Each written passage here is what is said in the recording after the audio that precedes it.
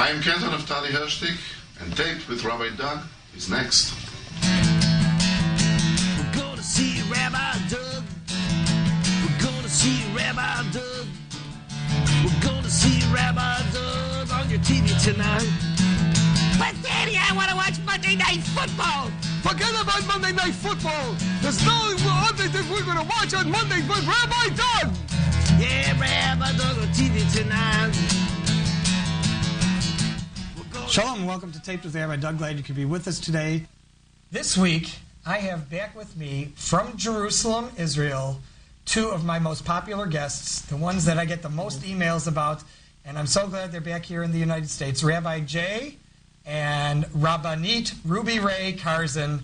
Rabbi and Mrs. Karzen, welcome to the show. It's a pleasure Habaim. to be with you again. It's always a pleasure to have you, especially when you're able to come to the States for short periods of time, for holidays and so on. And more people send me emails and say, when are Rabbi and Mrs. Karzen going to be on again? Because your following is so large, from the 30 years or so in Des Plaines, in Maine Township, and certainly your whole life here in the Chicago area until you moved to Israel, which was what year? 85. 1985. It's 21 years ago. It'll be 21 years. And we're celebrating our 50th wedding anniversary also. Now. And that's going to be December. December of 2006, 50 years together. Mazel tov, mazel tov. It's unbelievable. And you also celebrate your birthday that month also, don't you? Right. So this is another wonderful trip here, and you have a lot to share, a lot of things going on in Israel. We had the war in Lebanon. What are they calling that war now? The Second Lebanese War. Second Lebanese War, okay.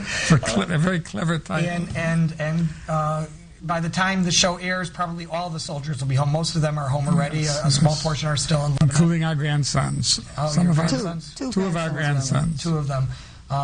Devastating war. A lot of loss of life. But possibly a new era coming out of it, whatever the case might be. We don't know what the future holds, obviously, but with the peacekeeping forces, there is a possibility that it could bring a lasting peace to the north for those people who are always on edge. We're always hopeful, but let's be cautiously optimistic. Cautiously optimistic. Those are the words I like. Okay.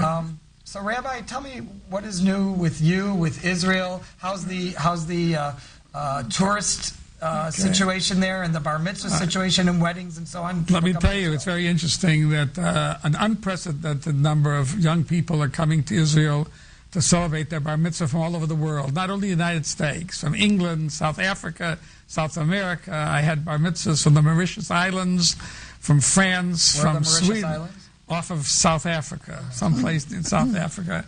So they're coming in unprecedented, and even during the period of the war, when I thought everybody would cancel, only a handful, 3 or 4 canceled, 15, 20 during that period of the war, the 30-some-odd days of the war. They came to show their solidarity, their identification with us, and it was a pleasure having them. Plus, an unprecedented number of young people are coming to get married from abroad. I personally officiated at 2 weddings from England this past season, where people brought 50, 60 people with them. They want to get married in the Holy Land. And being here in America, I've talked to some Americans who are planning a wedding. They want to also consider the possibility of American Jewry coming, family and friends, to Jerusalem to celebrate. And so even though the Qassams were flying, Nefesh B'Nefesh was flying also. We've got 4,000 new American, Canadian, and some English. A large number from Chicago as well. Many people that we know. And they came and they've settled in Israel. And it's very interesting. People who went to school together, there were 6 girls who went to school together. They all live within 3 blocks now. They came, they bought houses, they and their families. It's really unbelievable. That's wonderful. And the Qassams are flying, and the planes, the Nefesh B'Nefesh planes were flying, and the Katyushas, right? So let me ask you a question. This past Rosh Hashanah, just recently, there was a story that happened at the Little Kotel, they call it, of a man who was blowing shofar on Rosh Hashanah, and they dragged him away because he was blowing shofar too long, in the middle of davening, in the middle of praying.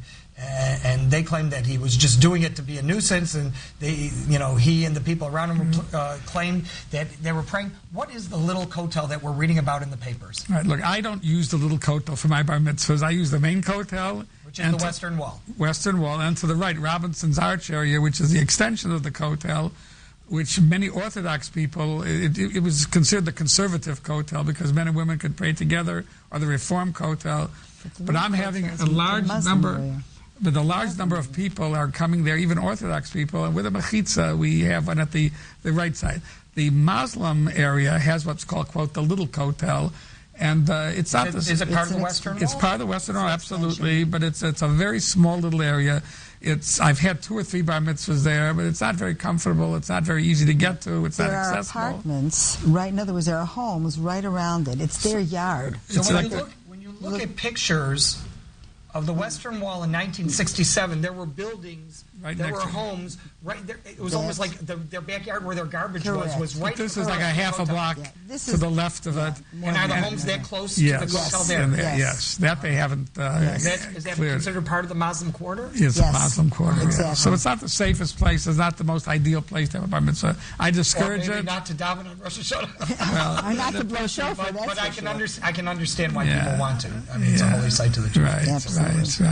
I understand. But we're having, as I said, more people come than I would have. I thought people would cancel in large numbers, and they didn't. They came, they're coming, and I have already, for 2007, literally dozens of families who have booked bar mitzvahs for the spring and summer season. Wonderful, wonderful. Some of them my students I know, which is some of your students, exactly. Very nice. Yes. So, Rebbitzin, tell me what you are interior designer. Correct. And you kind of have this knack of not just following home interior design, but what's going on in Israel as far as the beauty of the architecture and the changes that are taking place. What's new in that in Israel and the nature Jerusalem? and the business news? I brought you everything. Everything you wanted. Tell us because you always have that interesting news to share. Yeah. The first thing I'd like to show you, show a picture of, is last Sukkot in Jerusalem at the City Hall. They erected a sukkah with 144,000 lights. How big was this sukkah? Well, you can see, actually it's in meters. It held a few thousand people to eat. Because I remember we were years ago in the Catskills, and they were building a sukkah, which was probably half a block long, to accommodate all the hotel guests in the Catskills during the Sukkot holiday. So who is this going to accommodate this large? Anybody who wants to come and bring their food and eat there. And where's it located exactly? Right in front of City Hall. There's a huge plaza. Jerusalem. Correct. There's a huge plaza, and it's called Safra Square after Mr. Safra. And but 144,000 lights. Can you imagine what this must have lit up the whole Middle East? And that, it really was quite beautiful. That was the first thing. But there's so much exciting news that is coming from Israel in everything, in the arts and the sciences, the discoveries that we've had. Do you know what we made? We discovered a fabric, and it's being used it's being sold in the men's stores, suits that are in the winter keep you warm, and in the summer are air conditioned. Really? Can you imagine? That's a fabric, and they're flying off the shelf. Fabric. A breathing fabric. I mean, it's artificial. temperature. Yeah. But can you imagine? It's lightweight, and it's a product that Israel discovered. Somebody in Israel's labs. Also, the other thing I've got to show you. There is a thing now that is a magic wand. To show you the picture, it's an incredible thing. It's a non-invasive tool where you can see that the doctor puts an electrode on one finger, and he puts a magic wand over the rest of your body, and he can tell if there are all types of illnesses, tumors. Can you imagine such a thing? So it's sort of it's sort a of non-invasive like tool. An MRI, handheld MRI type thing? Exactly. It's a magic. They call it the magic wand. Really? Isn't that amazing? Invented in Israel. Invented in Israel. And being used. Being used. You see the picture here and there. This is a very humorous thing. Israel has a very high milk production by their cows. And now they've decided that if you put air conditioning in, if the cows are treated to air conditioning 24 hours a day, milk production goes up 10%. Really? Is that a roar? Cool That's weather. something? Because we do have hot summers. There are hot summers, months and months of hot weather. And so now they air condition the barns. So tell me, is milk still most popular, being sold in bags? That's something No, not that was at all. unique No. in Israel. Yes. When I used to, when I was No. living in yeshiva in Israel, they used to sell bags of milk, and they had little dispensers. You put them into a little sort We of have pitcher. cartons now, and We have cartons in plastic. But I want you, there are still people who use it, like our daughter. Uses the Who you know. uses the bags. Yes, she insists on coming home with the bags. I said, it's 2006. She likes the bags, but no, we have cartons and we have plastic bottles and liters and so on, just like in America. use the metric system. And we also have vanilla milk and all these things that they have now. You go into The a super, flavors. everything. Nothing gets by us.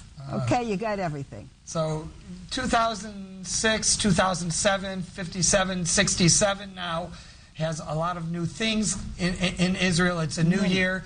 What about, Rabbi, what about the situation in Gaza? And I just want to touch on it briefly. Touching a very sensitive Gaza Strip. subject. We have soldiers in there. We have soldiers out of there. There's the crossing Last of year- the workers. Well, last year we talked about the Gush Katif, Right, what we consider the great trauma of evicting Terrible. forcibly and It's making been well over a year now. Yud and Rhein, whole section, 8,000 families or 8,000 Displaced. Jews were People. displaced. They were exported from their homes. They were, and many of them are still have not found permanent homes or jobs.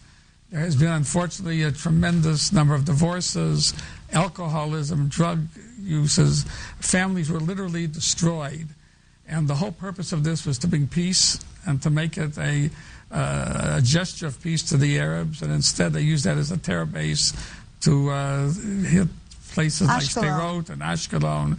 So the not only people- did, so it was a disaster, the whole thing. And Do it the was, people think that there's a solution there? I mean, what is the general populace's opinion? everybody, I think, most people that we know, all of our friends, realize it was a disaster. But even some of the columnists, of who I will not, who really were for it, have said, you know what, we were wrong. We were People wrong. are admitting wrong. their mistakes. And I want you to know at our grandson's Very high wedding price. recently, when you break a glass for the destruction of the temple, I officiated the wedding, and he made me announce that the breaking of the glass was not only in memory of the Churban, the destruction of the Beis HaMikdash, but also the Churban of Gush Katif, of that area. He wanted everyone to know that we are in mourning also for that part of Israel, which is Now, no longer in existence. You have 3 grandchildren. You only have 2 children. You have a daughter and a son. 11 You have grandchildren. 11 grandchildren. 3 of them got married in the last Few weeks. This last few weeks this year. And now we have 14 grandchildren. And now that's right, because you gained in-law grandchildren. That's Are we on baby watch yet? Do we know anything? Well, by the next time we come, we could be Next time you great. come, you could be grandparents. Great-grandparents. Great-grandparents. That's what I mean. It's a wonderful But thing. there's no Isn't that pressure, exciting? no pressure. Very But we had exciting. 3 weddings within about a month. Can you imagine what that is? With 3 dresses, you got to with 3 engagement parties and all these families, and it's an incredible thing because we gained all these families, and it's interesting that they are all Sephardi, okay? And we are Ashkenazim, and we have all Sephardi grandchildren now, and it's just wonderful. It's wonderful. We're all one big melting pot. Yeah, one big melting Yeah. pot. It's very Yes. nice. It's very Yes, nice. yes. But we come back every year, once a year, to visit the old country, as I call America. I mean, we love America, obviously. We love Chicago. It gets more beautiful each time we really come. does. And we were Have you been to Millennium Park yet? we Yes. were at Millennium Oh, Park. it's Yes, amazing. marvelous. Went to the Chicago Civic is Opera, amazing. the symphony. We take in all the culture and everything, and the city is beautiful. So, but we still call it the old country because Jerusalem and Israel is the future of the Jewish people. This is where it's all happening. History is being made. For 2,000 years, it was a dream. It was a prayer that we always hoped would be realized and that we would be able to share. And now in our generation, it's happening.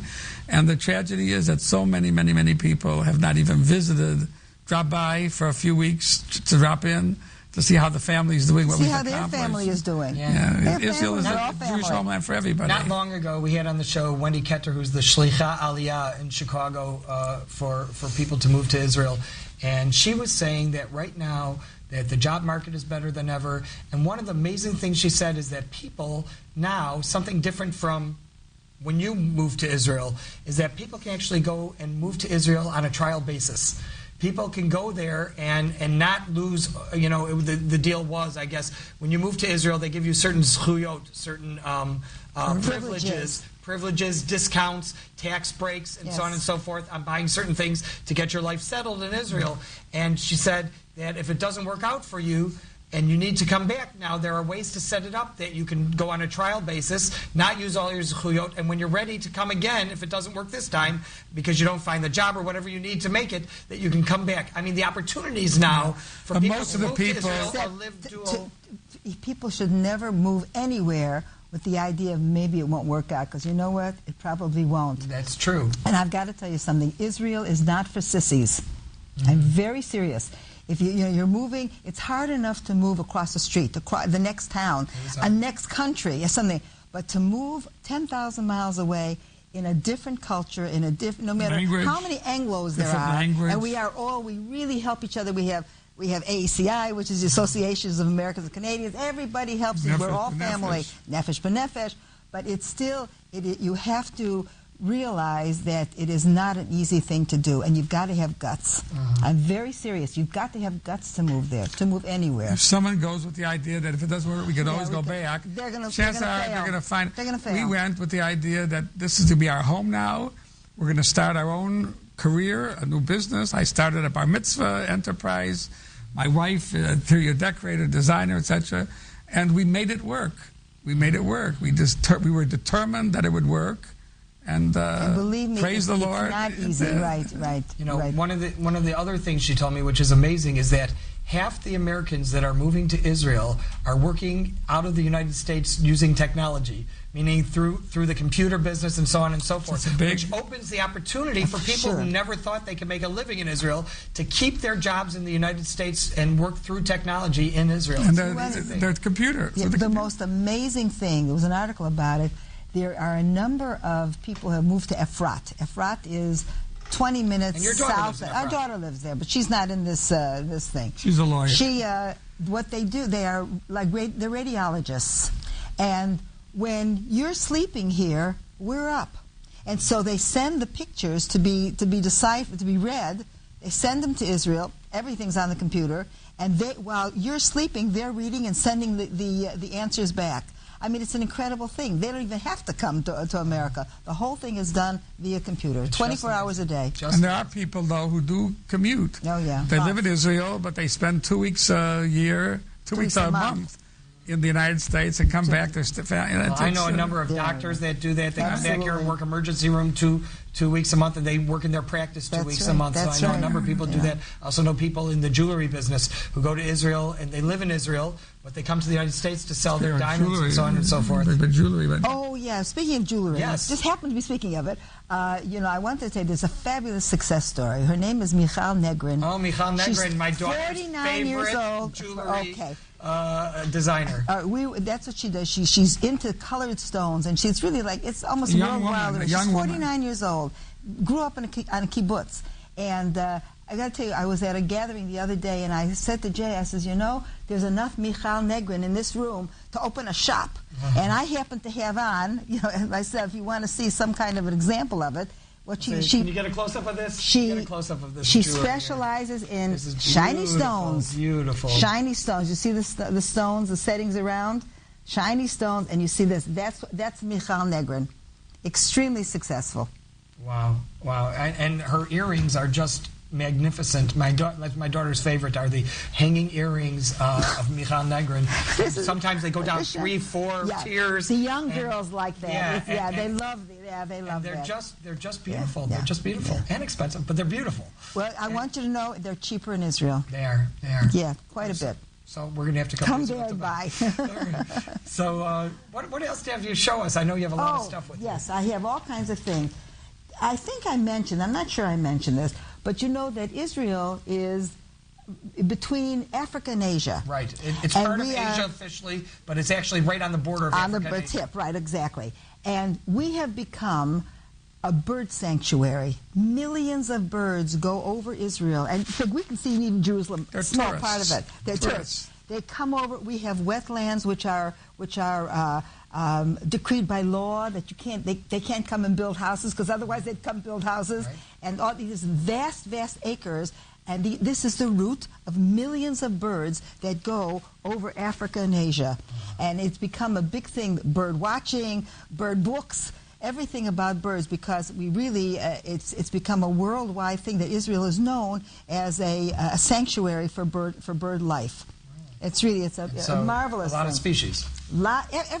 Everything that goes. And there's just all kinds of things. The other thing that is big news this year too, we have joined the club of exotic fish growers and corals. We are one of the suppliers to Europe of exotic fish and coral. You know, and that part of the world. I've said before, and this is just an experience that I'll never forget.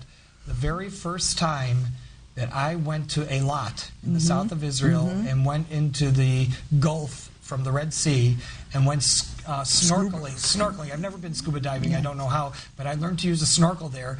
And I went snorkeling, and I felt like I was Jacques Cousteau, because to see the coral and to see all the different colored fish just swimming all around you, and the little mini jellyfish, they're just everywhere. It was one of the most magnificent experiences of my whole life. One of the cute jokes that they tell now in Israel, if you're going to see all of these fish, how can you tell which one of them is a gefilte fish? And how? The one with the little piece of carrot on the head.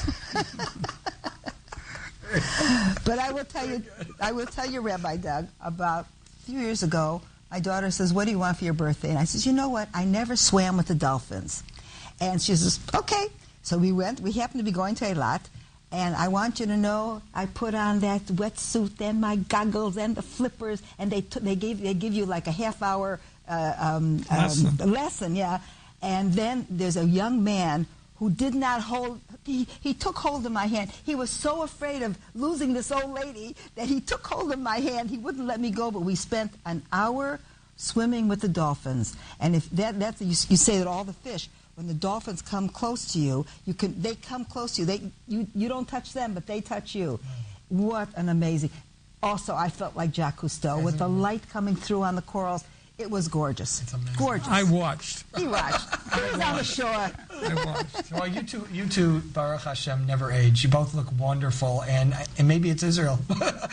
Whatever it is. For sure, you look great. The land of Israel does magic to everybody who comes there. You have more to show us? Do you have more? Oh, I can talk to you. I'll tell you. There's one thing that was a Sure discovery this year. You know, I take out all these things for the show. One thing that it really incredible. You know, one of the big problems when there is a traffic accident or any kind of a fire or a terrorist attack, when you have a fire, when you have burning flesh, is the odor, and this is a worldwide problem, because the people who are the rescuers are just filled by this smell, and Israel has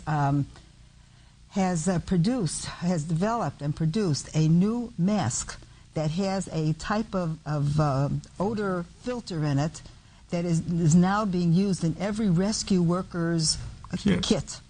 All over the world. All over the world. It's getting there. It's getting there, because it's the only one that the rescue workers can go in and do what they're supposed to do, because they don't. You know, the smell is not. Yes, because it's a terrible problem. Another amazing invention. Yes. How's the shipping industry strong still in Israel? Are things coming? Do most products that are imported come in by ship and exported go out by ship, or is it by air now? Yes, air. But I got to tell you, it's interesting you mention this, because we had a visitor to Israel a few months ago. Very sophisticated guy. I mean, he's a captain of industry. He really is. A nice gentleman. Anyway, he rented a car. He and his wife rented a car, and they wanted to go. And this was right before. This was like maybe it was June, so it was before the problems.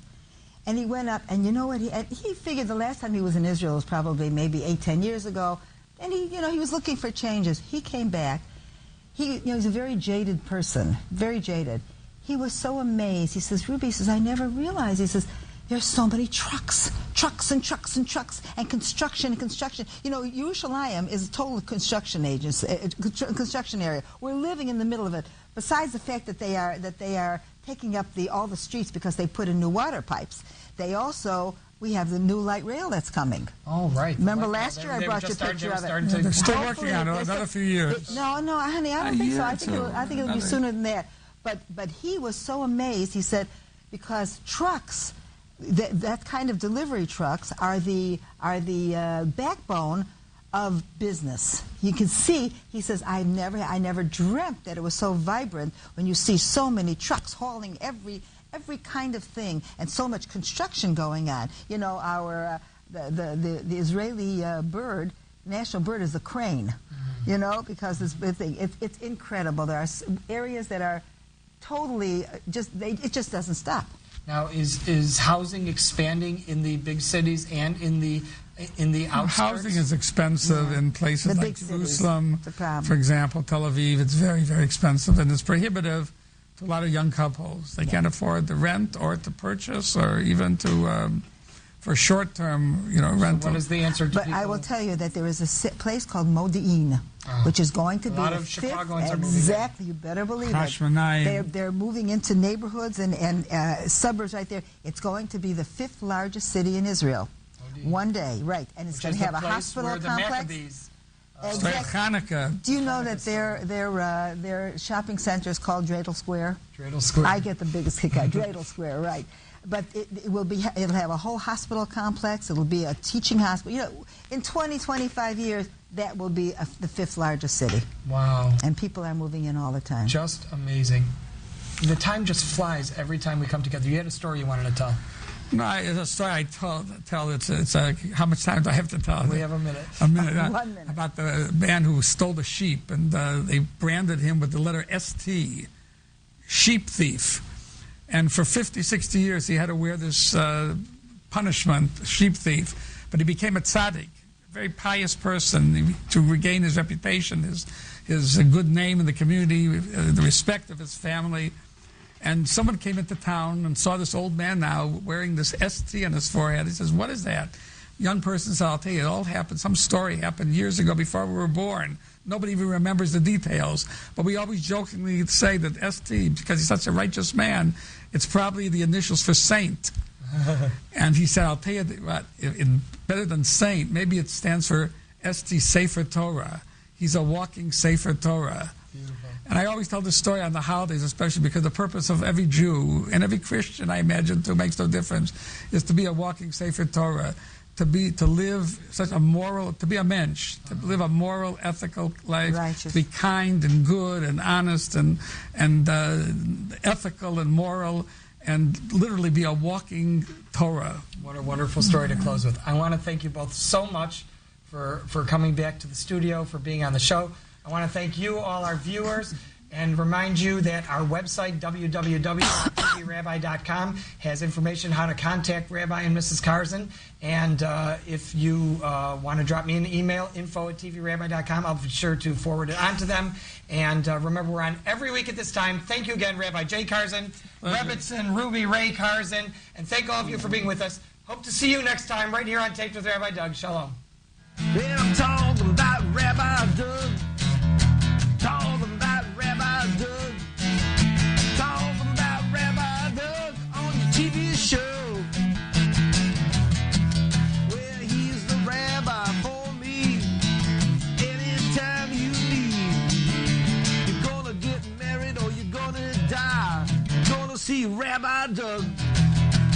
Gonna see Rabbi Doug. Gonna see Rabbi Doug.